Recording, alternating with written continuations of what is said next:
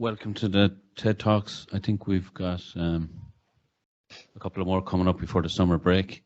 We've two very good talks today, Barry Mulligan and Ben Okechkundu. So first talk's from Barry. He's marketing manager with the Intelligent Infrastructure Group.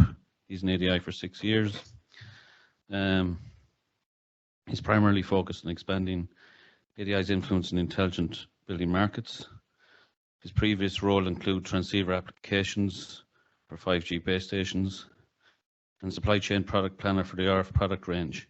He's also worked as mechanical, electrical and plumbing engineer for design consultants Arup before joining ADI, and spent a year working in Minnesota for WinLogix. So his talk is my experience 10-day silent meditation retreat in Sri Lanka. Okay, Barry? Yeah, cheers, Mark, and thanks, Brian. So welcome all. Good to see everyone in person again. And so yeah, this is just something I thought would be an interesting TED Talk. I brought the kind of Fint in a few weeks ago. In February, I did this kind of 10-day silent retreat in Sri Lanka. I didn't plan on doing it. Like I planned on doing some surfing and some yoga and just having a holiday. When I was over in Sri Lanka, the opportunity for this came up. Like I found out about it, and then I ended up just saying the hell with it. Like, and I just went for it. So why meditation, I guess, and why Vipassana? So I've read a lot of books and listened to a lot of podcasts by these kind of like leaders, I guess you call them, or like high performing people, and they always bring up meditation. Like meditation is one of these kind of top 5 things, habits a lot of these kind of high performers have in common. So it's something I've always wanted to get into and tried to get into, but I just couldn't in the past. Like I've tried the apps, like there's the apps Headspace, Calm, there's another one called Oak that I've tried. It's hard to say, or it's weird to say, but I always felt like I was doing it wrong. Like I like you're meant to just sit in a room and do nothing, like, and just empty your mind. And I don't know how, but I always thought like I'm not doing that wrong. I'm not doing it right. And the reason for that, I guess, would be like I just never felt the benefits. Like some of the benefits people would talk about for meditation was like, oh, the grass looks greener and like that food tastes better and like I'm just way more calm and relaxed. And I just never felt any of those benefits. So for me, I just thought I was doing it wrong. This opportunity came up and I thought, you know what, let me just go in hell for leather, just go in for 10 days. And for anyone who knows me, they might laugh a bit at the idea of me being silent for 10 days, but I did do it, like. But yeah, so this is the Buddha that was in the main meditation hall, and it was pretty cool. This is where the idea for Vipassana came from. This guy, his name's S.N. Goenka. He actually died in 2013. So these courses are all over the world, like they're global. And you just go onto this dhamma.org site. They're completely free. There's some in Ireland. So there's one, I think, in Columkills in Ennis when I was in Sri Lanka. There's another one taking place this year in Shankill. But they do them in centres and non-centres. So when I got over to Sri Lanka, I looked up doing them in a centre on this website, and they were just completely sold out for the year, especially like in English, because a lot of people book these out for the year. So I was extremely lucky, and I'll tell you, like I kind of, through a friend of a friend who knew a hostel owner who knew a monk, was able to get me into one of these. But it was I didn't plan for it. It just kind of happened from talking to people, but I was pretty grateful. So I arrived anyway into the meditation center. I didn't know what to expect. I kind of just from what I heard from people, but I didn't do too much research on it before. But there's kind of 5 main rules or precepts, and this is you had to abstain from killing any being, which sounds easy, but when you're in the jungle and there's about 1,000 mosquitoes around you, it's very hard not to kill a mosquito. You just have to kind of put on some bug spray and pray they don't kind of eat you.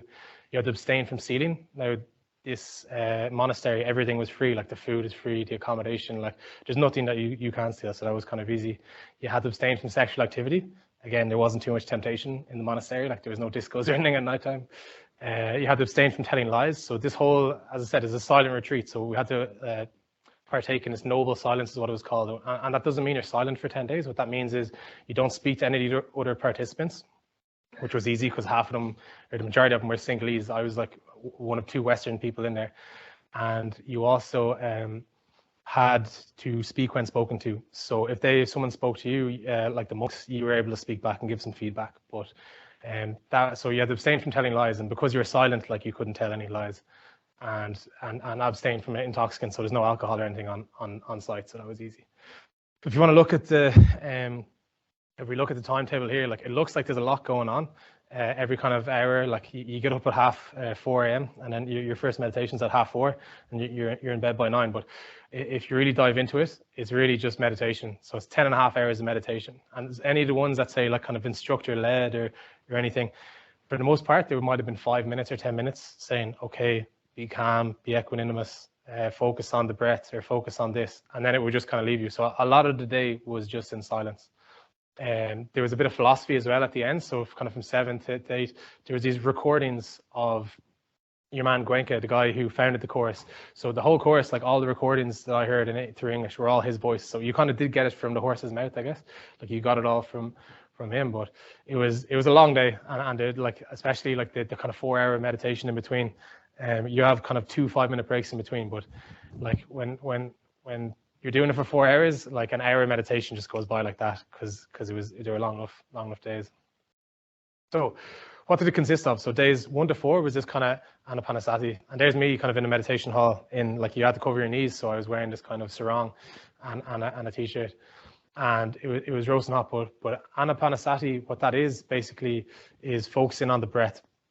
So for kind of the first 2 days, you were just told to focus on the breath, and like the calmer the better. And as you were focusing on the breath, you had to kind of, the more calm your breath was, the more relaxed you felt, and like the better you felt, like in this kind of meditative trance.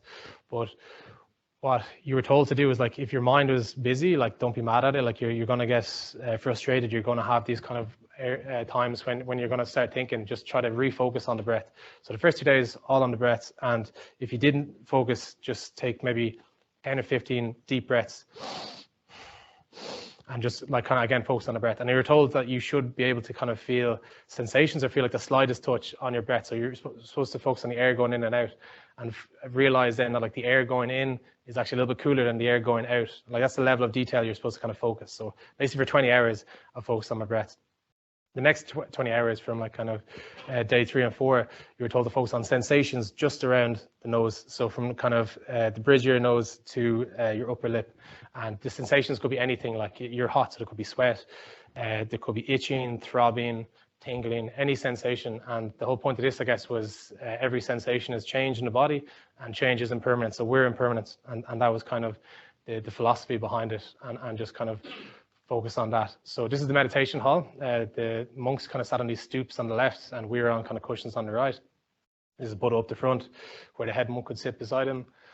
And this is the monastery. So it was kind of just real nice. It was in the middle of, in a town called Wellawaya, which is like the middle of Sri Lanka, in the middle of nowhere. So it was really remote. Here's this guy. The only other Westerner on the course was the guy on the left, is a Toby in the white.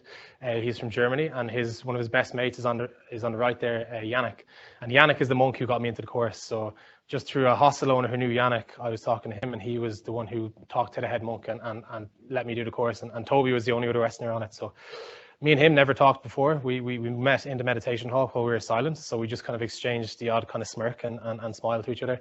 But it was only at the end that we kind of even talked. So we spent 10 days together without talking.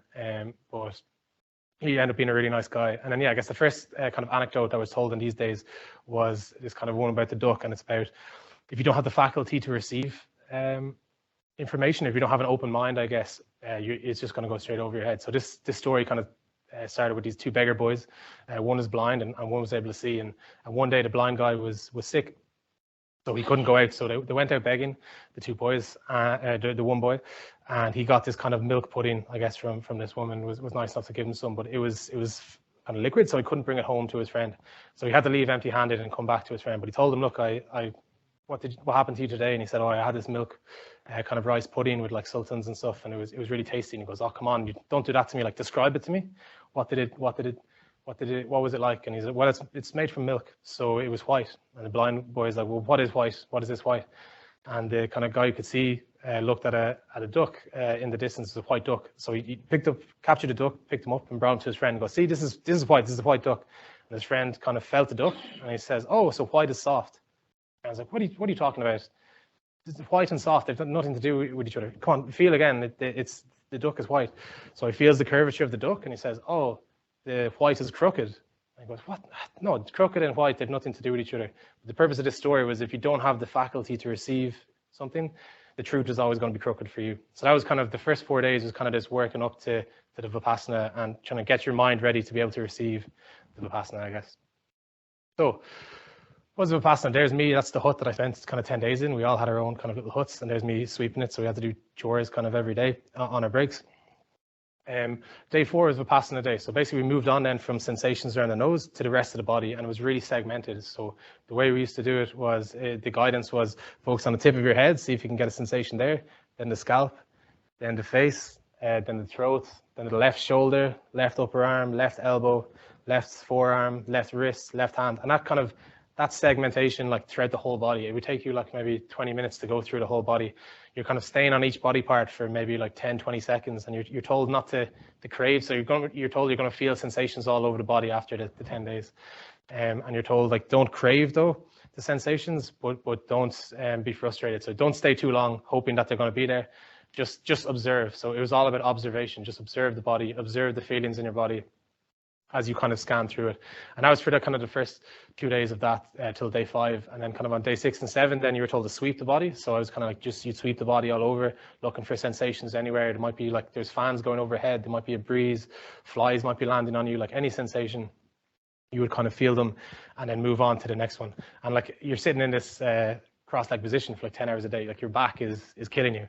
So like you were told like kind of try to ignore like the pain, but acknowledge it, but observe it, but also don't dwell on it and all this kind of stuff. And like the pain will eventually go away and it'll pass. So that was kind of the philosophy of Vipassana. So we did that for like kind of the rest till day 9, which kind of got, as I'll go through now in a minute, it kind of got old after a while. This is the bed I was on. It's just like a plain wooden bed, and like the monks had like kind of the big mattresses. We only had these like little kind of camp beds, so it was pretty uncomfortable for the few days. And after like day 3, I was in a pretty bad way. Like the day before I went into this camp, I came off a scooter. The brakes on one of these kind of scooters, mopeds kind of broke on me, and I kind of wrecked my elbow and I wrecked my knee. So I was in a pretty bad state when I was in this. So I kind of just took the mattress and kind of slept comfortably. This is the gongs. This is me ringing the big gong that would go every kind of hour anytime something was going on. It would wake you up in the morning and would tell you to go to bed at night. Like this is the gong you would hear like maybe 10, 12 times a day. And then I suppose the analogy during this time, one of the ones that stuck with me, like there's analogies every day, but one of the big ones that stuck with me was the glass of water. Like, is it half empty or is it half full? Are you an optimist or are you a pessimist? The optimist says it's half full. The pessimist would say it's half empty. But the way of Dhamma, which is Indian for way, or like the way of Vipassana, is to just be a realist. So just acknowledge like this is both half empty and half full. You got to be grateful that it's half full. That's like, you got to be gratitude for that, but don't forget that it's half empty, and then you got to work to fill the other half of the glass. So it's all about hard work to fill the emptiness, but acknowledge the fullness. So it was just about kind of taking it for what it is. Like, don't look at it as better than it is. Don't look at it as for worse. Just look at life as it is.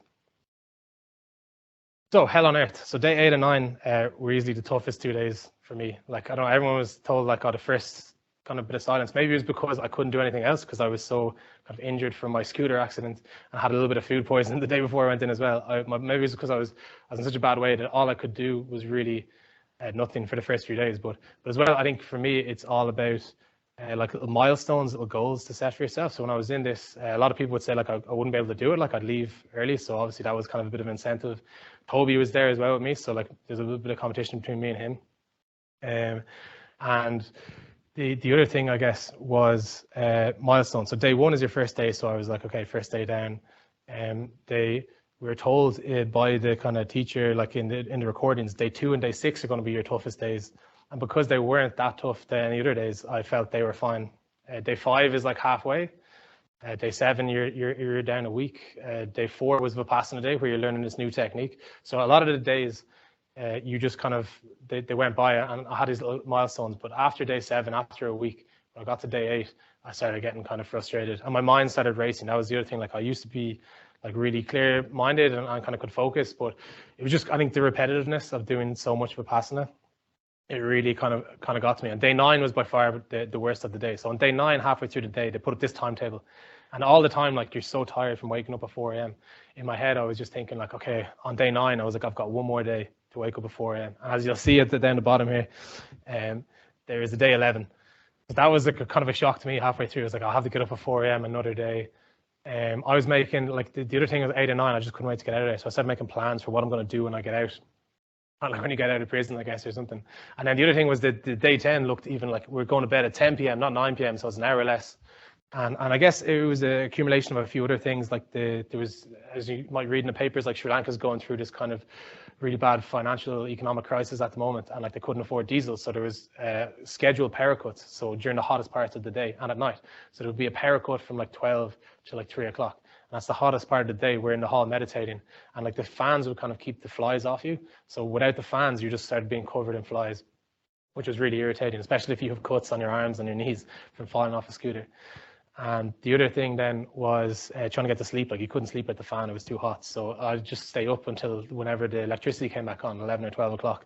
And I just ended up being really tired and kind of just a little bit fed up of it. Like the other thing was, I guess I was told this would be a non-religious experience, or like it's supposed to be a non-religious experience. If you go onto their website, dhamma.org, they're everywhere, but they can do them in schools, you can do them in churches, you can do them in monasteries. So you can do them in multiple places.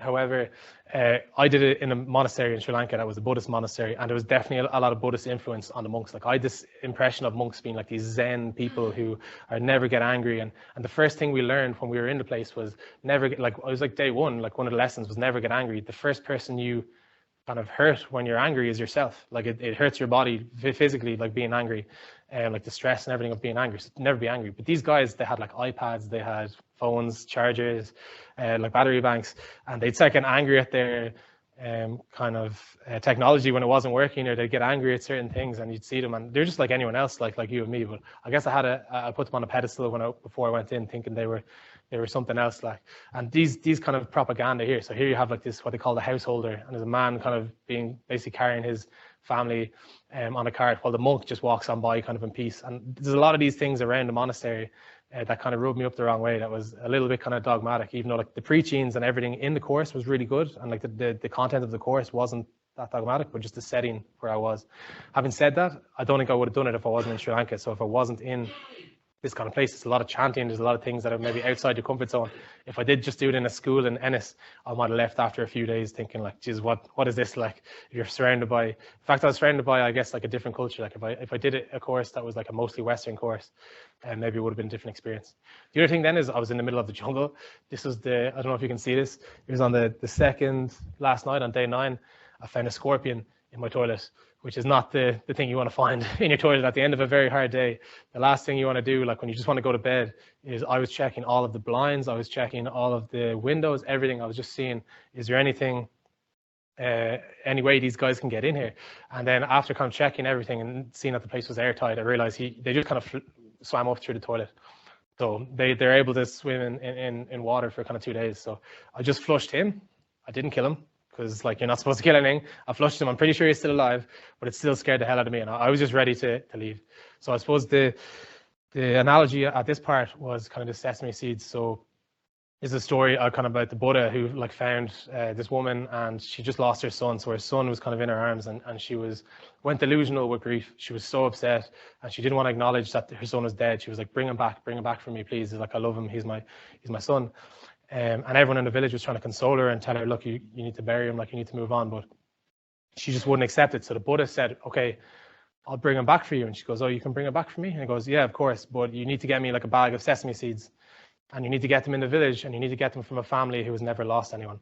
So obviously, like the woman kind of went around door to door, and she was knocking on them, and she, have you got sesame seeds? And yeah, we do. And have you lost anyone?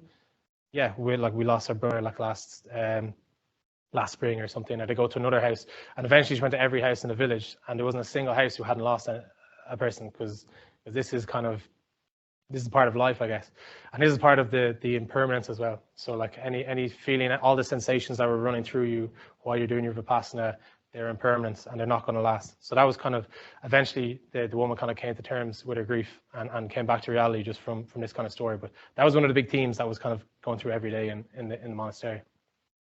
So last day, day 10, probably one of my favorite days, I guess, was chatty day. So at 10 a.m., we had a big group photo, and then we were able to talk with everyone. And this is kind of Wellawaya Tower. So this is kind of a sunset. So this is kind of the end of my trip, I guess, how I felt. But there was two kind of brilliant things that happened on the chatty day. Like it just kind of showed the difference of being able to talk. So while day 8 and 9 were like the worst days for me, the minute I started talking, and the first person I talked to was Toby, because he was kind of the only person with English. The minute we started talking to each other, like, you felt instantly better. Because I asked him, how did you get on? And I wasn't sure if he was kind of, because his friend was studying to be a monk, I wasn't sure how bought in he was, or like if he was studying to be a monk, or if he was just kind of like an average lad like myself, like who was kind of just doing this for the hell of it, but just trying it out. But a lot of things in it kind of did seem a bit mad to me. And thankfully he kind of felt the same. But it's a weird way of saying it, but I think I said it before, but he was like kind of my canary down the mine, I guess, as well. So like on day 4, he went and he got his pillows and he put them against the, like, you're seated in an upright position all day and your back is killing you, but he had his back up against the wall, kind of just for support, because he couldn't kind of take it anymore. And he stopped shaving after day 3, so every day he just started looking worse and worse. And it's terrible to say, but like the worse he looked, the better I felt, because I was like, oh, I might be feeling bad, but geez, I don't feel that bad. So he was kind of one of the people who got me through. And as I say, we still talk today. But talking to him, just speaking to people, I guess, if you have any troubles in your life, I think it just lifts the weight off your shoulders. So that was one of the big things I learned that day. And then metta meditation. So this is a new meditation we learned that day that was different to Vipassana. So it started off with Vipassana, where like you'd feel sensations, but then you were told to think about loved ones, think about things that make you happy, and feel it. Metta basically means like love and kindness meditation. So I just spent a whole day thinking about my family, my cat. I spent the day thinking about my friends back home. I didn't spend too much time thinking about work now, but yeah, so it was just like a really nice day of like just feeling kind of warm, fuzzy feeling inside, just feeling love, I guess.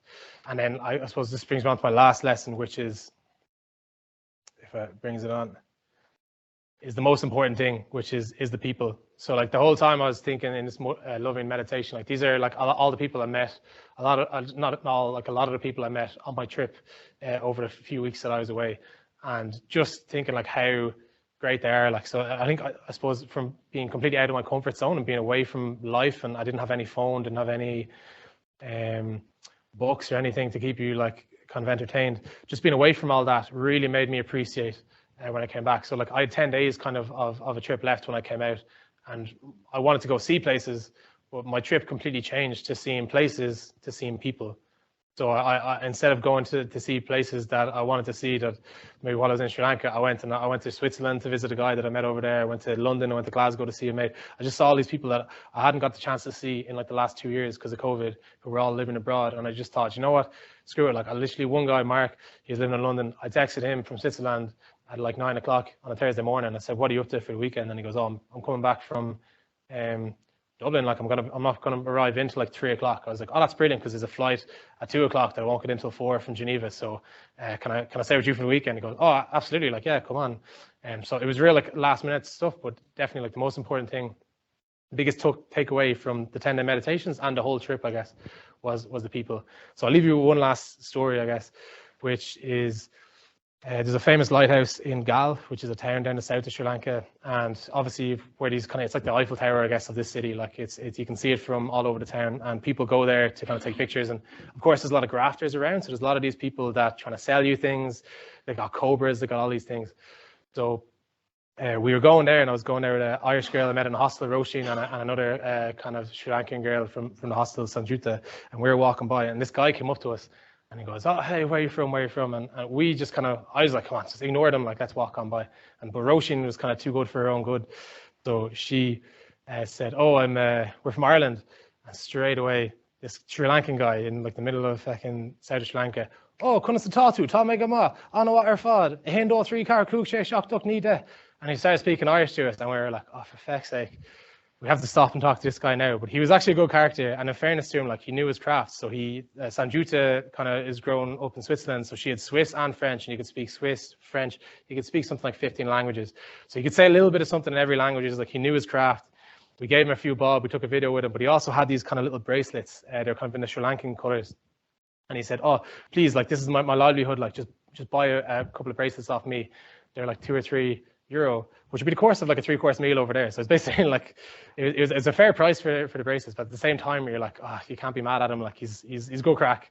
Go on, Jeffrey. Like we'll give you a few bob. So we gave him a few bob, and I just didn't think anything about it.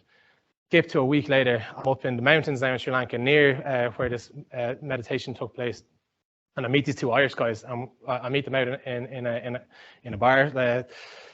Cliche, but anyway, we went to a bar for some food, and I see the guys, and we're there chatting, and next thing one of the guys reaches over across the table, and I notice he's got a bracelet on him, and I just looked at him and I go, "Fucking Jeffrey, is it? Jeffrey?" And he goes, "What?" I was like, "Did you get them from a guy who spoke Irish in Gal?" And he was like, "Bloody Jeffrey, yeah, like he got you too." But I guess that's my overall takeaway. Like, don't forget Jeffrey, don't forget to have the crack as well. Like, so just don't take things too seriously and enjoy yourselves. So thank you.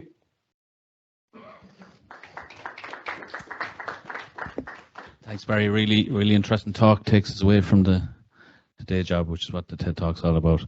I'm just going to check, is there any questions in the auditorium for Barry? Or we go online? Yeah, got one. Would you do it again? Go ahead. Would you do it again? Yeah, so that is a very good question. I don't know if I would do the 10 days. Like, I did the 10 days because it was the only option to me. In terms of recommendations, like, I really just wanted to give this talk to let people know what was involved and what, because I kind of went into it very blind. I just kind of went into it and said the hell with it.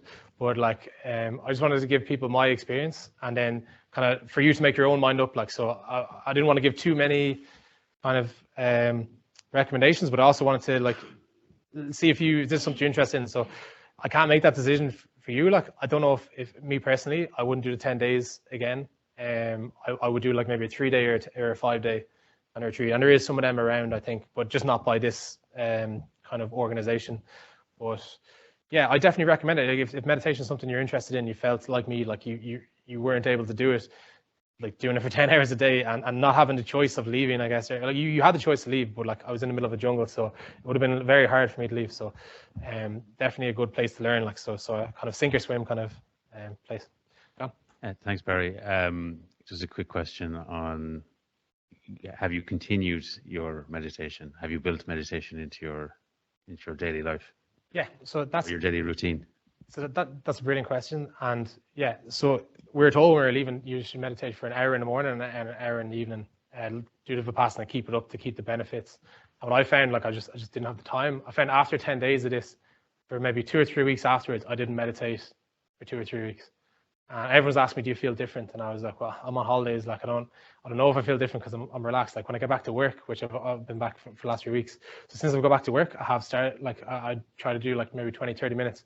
The biggest difference for me is the opportunities, like the focusing on the breath or sensations. Like, it's the areas that you think, like, you don't have to be sitting in a hall in Sri Lanka to meditate.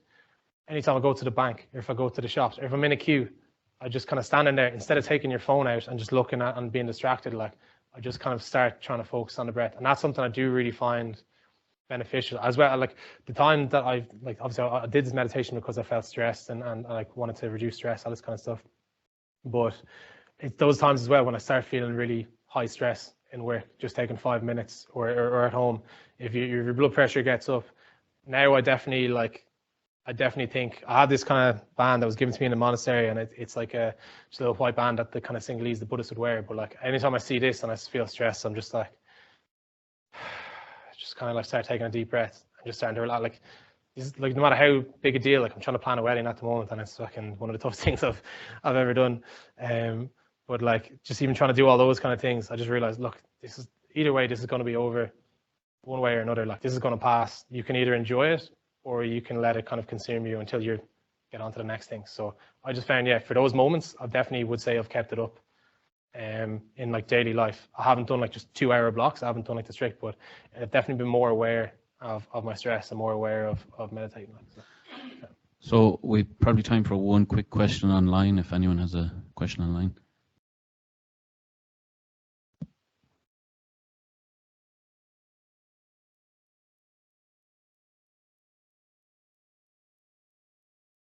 Hi, can you hear me? Hello? Yeah, sorry. No, Go ahead. They took your phone off you at the start, so I had no phone. So yeah, online. Sorry. There's a few questions on the chat as well, but yeah. I put a question there in chat, but since you said we could on mic, I said I'd ask. So you mentioned at the beginning that you didn't get much benefit from meditation before this. Has that improved now, as in when you do meditate, do you find that you are getting the benefits people talked about? Yeah, like I would think so. I think yeah. So that's, I suppose, the main thing. Like if you think you're getting a benefit, you're getting a benefit. Even if, like, I don't know if you can see physiological changes or people around you can see changes, but I think a lot of this, like meditation, it is literally in your mind. It's intrinsic in you. So definitely, I feel like I've changed as a person after it. Even just the 10 days itself. Even if I never did meditation again afterwards, those 10 days definitely had a positive impact on me. Were they the most enjoyable 10 days of my life? It's definitely not. And sometimes even like the hardest things that you get through, you'll find looking back, they make you as a person, and they benefit you. So it could be, to give you an analogy, like when I was in transceiver, like I used to spend a lot of time in China and Korea, and I was literally locked in a lab. And I'd say if I'd have done this course before that, it would have prepared me a lot more for just being locked for kind of over 10 days sometimes in Korea and China.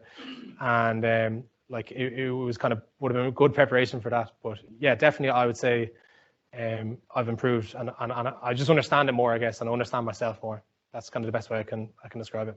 Thanks, Joanna. Barry, thanks very much. Just for the sake of time, we'll keep moving, and Barry,